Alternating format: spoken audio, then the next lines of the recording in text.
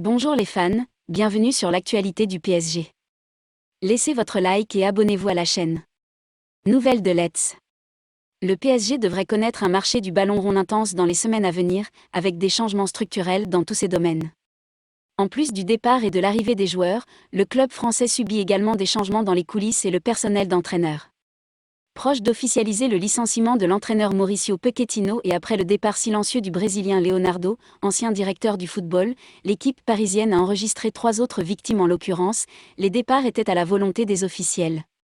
Selon Mundo Deportivo, Giannicola Bisciotti, responsable de la physiothérapie, François-Paul Schwartz, directeur médical du centre de formation, et Cristiano Herral, coordinateur médical, ont quitté le PSG de manière inattendue. Tous les trois quittent le club après une saison plutôt mauvaise en termes de blessures musculaires, avec une longue liste de joueurs qui ont souffert de problèmes. Parmi ceux qui ont été blessés le plus longtemps figurent Kimpembe, Sergio Ramos, Hakimi, Paredes et Ander Herrera. La publication espagnole a déclaré que ces situations n'ont pas été bien gérées et que le service médical a besoin d'un plan de choc pour s'améliorer à court et à moyen terme. Giannicola Bisciotti était arrivé au Paris Saint-Germain en juillet 2020, suite au licenciement de Martin Buquet. À 62 ans, l'Italien devrait être à la retraite.